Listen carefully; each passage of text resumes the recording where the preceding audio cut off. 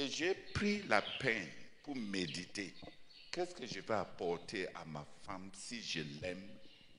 Donc je lui ai dit, le jour de notre mariage, Adèle, pour autant que ça dépend de moi, devant le Seigneur, je vais mettre mon tout pour que tu ne sois pas parmi les etc. du ciel. Je vais tout faire pour que tu sois distincte au ciel. Et j'ai élaboré une stratégie sur toi. J'ai étudié la Bible. J'ai dit, je veux que tu jeûnes. Parce que les gens qui se donnent au jeûne dans la Bible comptent pour le Seigneur. Je veux que tu pries.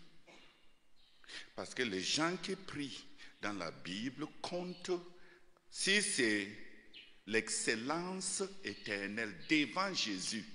J'ai élaboré 3 choses que je voulais qu'elle cultive et que mon mariage et mon amour pour elle allaient l'aider à cultiver intelligemment.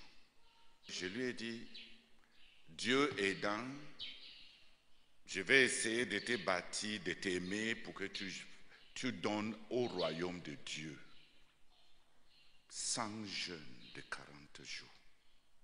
Elle est au 83e. Et la sœur Esther est mon témoin. Chaque jeûne, je note là où elle se trouve. Parce que j'ai un vœu à tenir. Donc si vous pensez qu'on vient tous à l'église prononcer des verbes, j'ai travaillé à mes projets d'amour. Je voulais qu'elle accomplisse les 100 jeûnes, qu'elle prie 12 heures. Le Seigneur a étiré ça à 16 heures par jour et qu'elle soit humble de cœur et servir les enfants de Dieu sans les gronder. Même quand les frères se sont comportés mal et elle est fâchée, je l'ai amenée à la maison, dans la chambre, et je lui ai dit, tout d'abord, c'est mes brebis, c'est mes couvriers, et tu n'as pas le droit. Peut-être maintenant que je suis dirigeant, j'ai l'air d'être un homme très romantique, mais dans plusieurs d'entre vous, si on vous mettait dans les plats pour me donner, je vais botter ça. Pas parce que vous n'êtes pas belle, mais parce que vous n'êtes pas le genre de femme avec qui je vais cheminer dans la vie. Parce que vous êtes autant et vous parlez n'importe quoi, comment aux enfants de Dieu. On ne peut pas faire chemin. Mais j'avais décidé que ma femme va au moins gagner le cœur du Seigneur en traitant bien ses enfants, en priant et en jeûnant. Qui m'a compris? Est-ce que j'avais eu un projet de mariage? Un frère? Ça fait autour de presque 40 ans qu'on s'est mariés. Il n'y a pas un seul jour où j'ai demandé à Adèle pourquoi je n'ai pas eu la nourriture si elle était à la place de la prière. Même pas une seule fois. Je ne lui ai jamais demandé son corps si elle veut aller prier. Vous me comprenez? Même pas une seule fois. C'est 40 ans. Parce que j'avais pris un vœu. Je ne lui ai jamais demandé son corps si elle doit aller prier. Et je ne lui ai jamais demandé de dribbler une siège pour revenir me faire bisous parce que je suis enflammé. On a dit causons cœur à cœur. Parce que pour certaines personnes, c'est comme si à l'église, c'est là où on vient pour être feignant et dire des bêtises. J'ai tenu à mes promesses. J'ai essayé de tenir à mes promesses. On a vécu avec des gens qui l'ont insulté, qui ont pensé qu'elles sont plus mignonnes et elles avaient raison. On a vécu avec une fille. Il n'y a que la nourriture qu'elle garde pour moi que la fille la veut manger. Et si elle ose dire que voici le plat de son mari, il n'y a que dans ce plat-là que la fille va vouloir manger.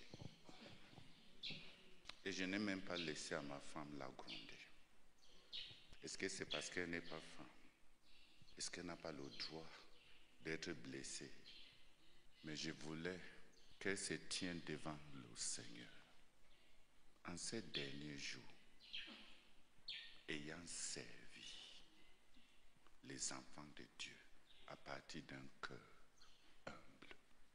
Est-ce que vous m'avez vu monter à l'estrade et projeter ma femme comme Madame la Première Dame? J'ai un projet.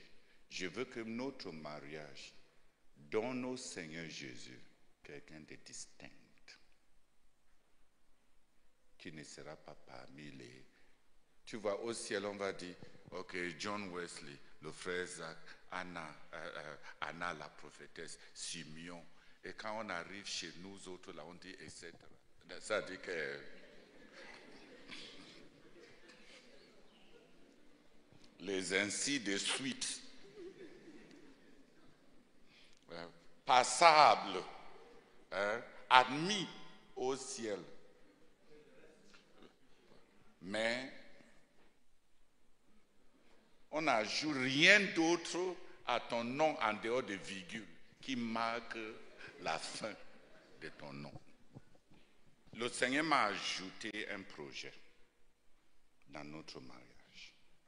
Sur les 3 vœux que j'avais pris, le Seigneur m'a ajouté 3. Il m'a dit, ne l'étouffe pas, ne la pousse pas par derrière, il faut l'écouter.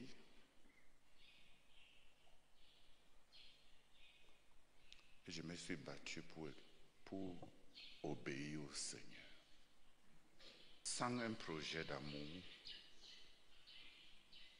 toute histoire d'amour n'a pas d'avenir. Que ce soit dans le mariage, ou que ce soit dans l'église, ou que ce soit dans la vie, que ce soit envers Dieu, que ce soit envers les hommes, que ce soit envers les enfants et les parents, sans projet d'amour, toute romance n'a pas d'avenir, de pérennité. Si tu entres dans la vie de quelqu'un et tu ne cherches pas des points de convergence avec la personne,